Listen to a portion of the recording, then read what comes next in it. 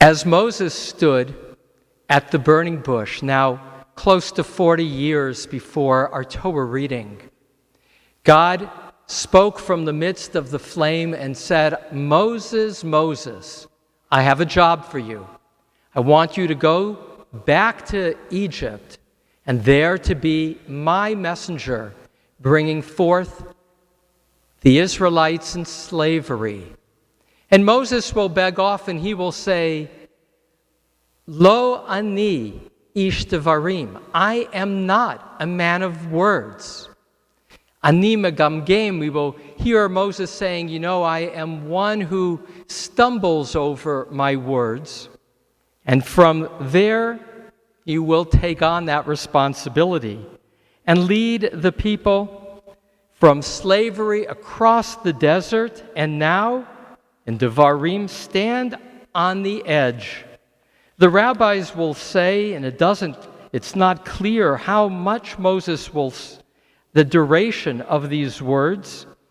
The rabbis will say it was over a week's time. Some will even push it further and say it was all in one day. But what is clear is that this is the beginning of a final oration in which the man who says, "I am not a man of words," will now speak 5 major speeches along with a couple of narratives. Ela hadvarim asher diber Moshe el kol Yisrael. And so the book begins. These are the words which Moses spoke to all of Israel, be'ever ha'Yarden, on the far side of the Jordan, b'midbar, in the desert.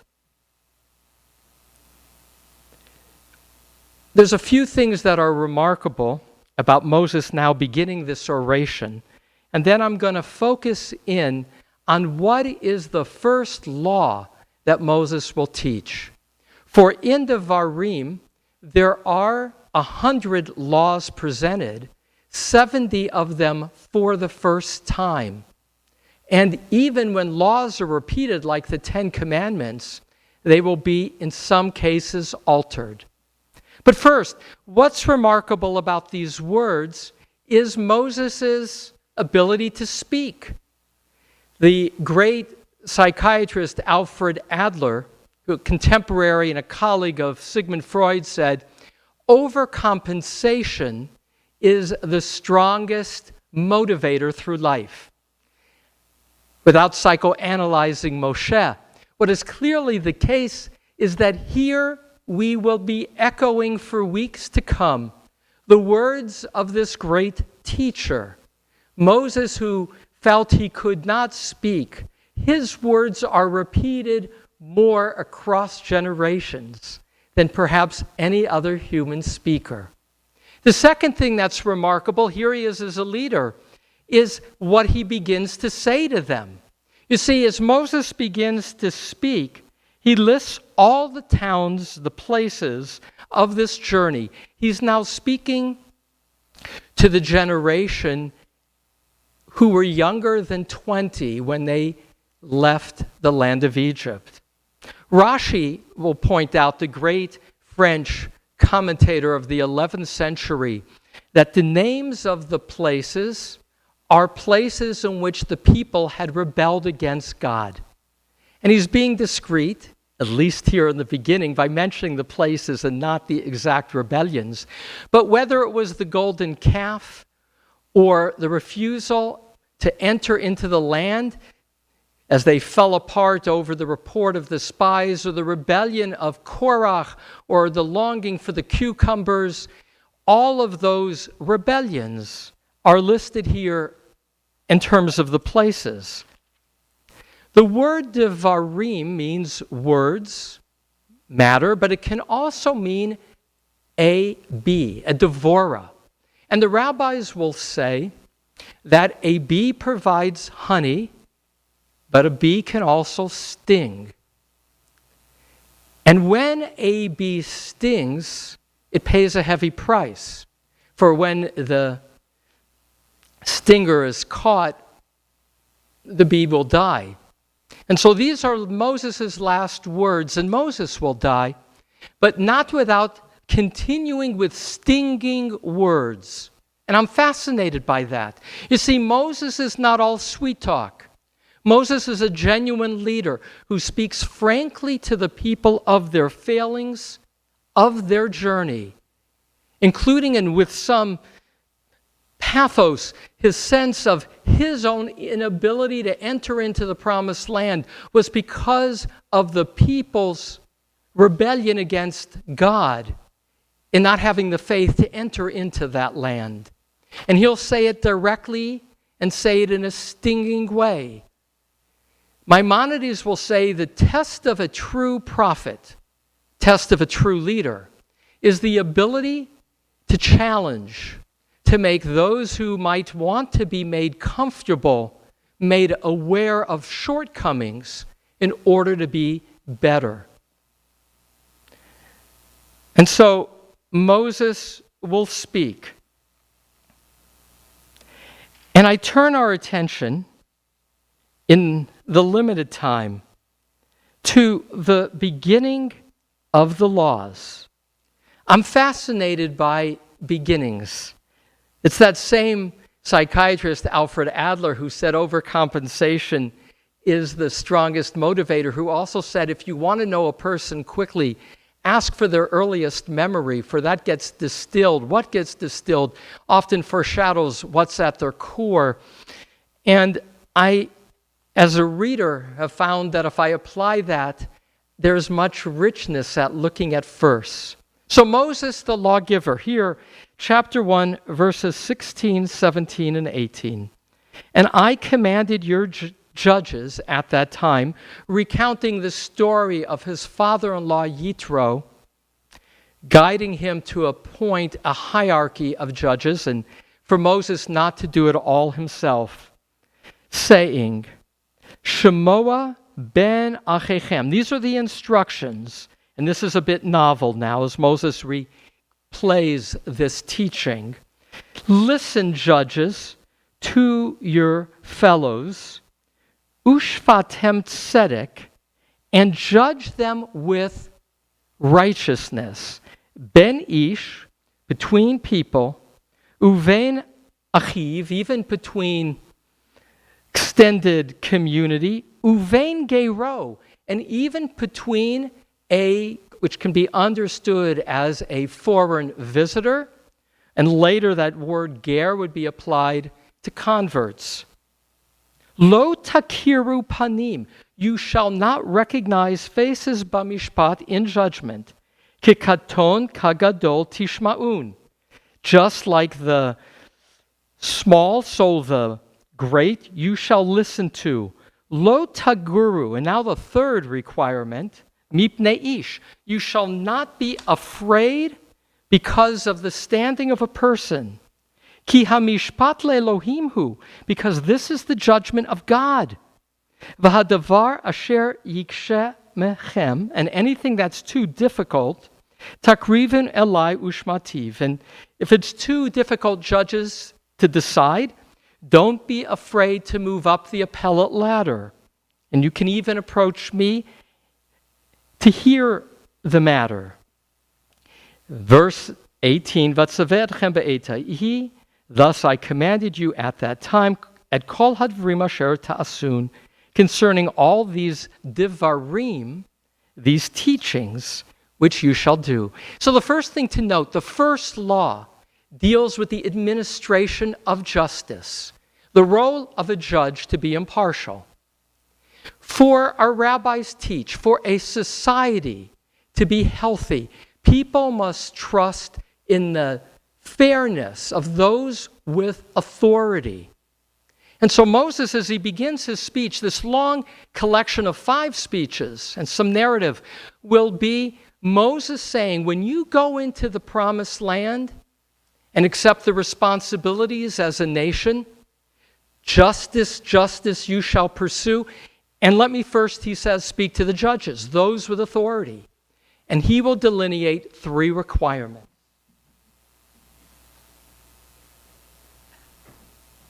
I very much like this book by Harvey Fields, who was the rabbi at Stephen S. Weiss Temple in Los Angeles for many years. a Torah commentary for our times.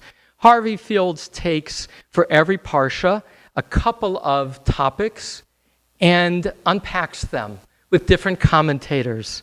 And I turn now to the unpacking of this law, which is for Devarim, decide justly in all cases. And he notes that the laws that I just shared are composed of three requirements. The first is the ability to listen, that a judge's role is to hear out whoever is before the judge.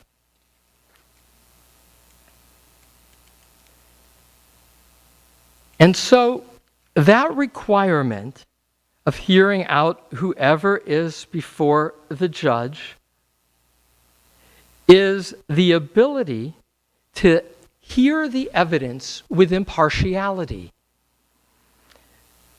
We all have natural biases. And one of the psychological categories is that we tend to hear whatever fits our immediate bias and disregard the rest. And so the rabbis will teach that when we listen, we have to listen as if we're approaching a fire. If you get too close, you get too burned. If you stay too far away, you don't feel the flame. That a judge first needs to have a quality where there is no cognitive bias, which allows for simultaneously being at arm's length from a situation and coming close enough to hear the details. The ability to listen, which Moses will emphasize next week, is the core religious calling. Not easy, which is why it's a calling. The second requirement is impartiality. That, as was said, whether a person is great or small, you must hear their case impartially. Rabbi Hanina, who was a rabbi of the 2nd century in Israel, one of the founders of Tzipora, he will say that before a judge can listen to a party, both parties, this is in the Talmud, Sanhedrin 7b, both parties must be present. Because you can't be impartial and weigh information when there's no opportunity for rebuttal, when there's no opportunity to also listen to the other party. And so what will become part of Jewish law, based on this reading of Devarim, is that a judge will only hear a case when both parties are present. And the rabbis will emphasize in this regard, in the Shulchan Aruch, in the Code of Jewish Law, that it's not only hearing both people at the same time, but that impartiality also involves the eyes. That a judge has to be mindful not to look at one presenter more than the other, lending the appearance of leading toward one of the other. So great is the need for both listening and impartiality. And one more category, and that is the category of not being afraid. As was said here, Lo taguru mipnei ish. You shall not be afraid because of the person. Ki hamishpat lalohim. For the judgment is God's. And so, now to share one other book that I'm very fond of as I prepare for my teaching. As you know, I often quote Rabbi Abraham Twersky, who's authored books on psychiatry as well as commentaries to our traditional texts using a psychological insight. And this book is called Twersky on the Chumash. And on this verse of Lo taguru mipnei ish, do not be afraid because of an individual. He tells the story of Rabbi Chaim Halberstam, later known as the Hasidic master, the Tzantzur Rebbe, who told that in his first job as the rabbi of a town in Eastern Europe, soon after he began, a merchant came to him and said, "I sold goods to Chaim Yankel, the wealthiest man in our town, but Chaim Yankel never paid what he promised." And so the rabbi, hearing of this complaint and knowing that he can hear a complaint, but he can't reach a judgment without the other party, sent his shamus, his aide, to Chaim Yankel, the wealthy man, and he said, "There has been a claim of a need for judgment. I ask that you come to next week on Monday afternoon and appear before me for me to hear the case." And the messenger returns and says, Chaim Yankel says he has no interest in coming. So the Rebbe thinks, and he says, go back to him and let him know that I'm serious, that this is really an essential part of my responsibility as the rabbi of the community to hear out complaints, and there is a complaint. And I would wish to reach a din, to have a judgment. So the representative goes again and he returns and he says, he refuses, he says he's too busy. He's a very busy man. He doesn't have time for complaints. And so now this young rabbi says, you must go again and tell him, Chaim Yankel, that if he does not appear before me next week on Monday, I will put him into cherem. I will excommunicate him from the community, which means he will not be able to join us for prayer. And even more, technically, a cherem means he will not even be entitled to be buried in our community cemetery. Let him know the seriousness with which a din Torah, a judgment of Torah, needs to be administered. And so he sends that messenger who gives the message. And soon after, Chaim Yankel, again the wealthiest man in town, returns with the messenger. And he says to him, you know, the man who came, that merchant with the complaint, is a man I sent. It was my test of you. I don't want a rabbi of our community who will be afraid of me because of my wealth. You weren't. You are now my rabbi and clearly the rabbi of our community. Welcome as our rabbi. It's a sweet story, a story of courage, a story of acknowledging that there is a right and a wrong that requires being heard with both parties present. And when those parties are present, and only then, as we learn from our sages in unpacking Moses' first law, both are to be heard equally, regardless of their dress, regardless of their wealth, regardless of their standing in the community. Each is to be heard, and that the judge must know that his responsibility is on behalf of God and no human, on behalf of right and wrong, to be administered without fear of doing what is right or wrong. Ribono Shalom, Master of the universe,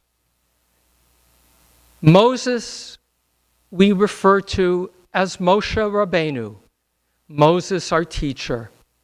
In Devarim, Moses guides the Israelites, the children of those who were enslaved, as to how to move toward the promised land and how to accept responsibility. He begins with judges. He begins with those with the power to effect change, with the ability to administer the full force of communities' right and wrong. There will be many more laws yet to be taught. But justice, justice you shall pursue. And that means that justice must be done through listening carefully to all the evidence before judgment can be made, to do so impartially, and to do so without fear of repercussions, without any sense of personal gain. Chas v'chalila, heaven forbid. For ultimately, it is heaven that teaches us and knows that the stability and the optimism, the hope of a community is based on its leaders feeling responsible to a greater authority than themselves, and not to being in any way swayed by self-interest. May we be blessed to have leaders who are indeed able to listen, to be impartial, and to do it fearlessly without any self-interest. And together we say, Amen.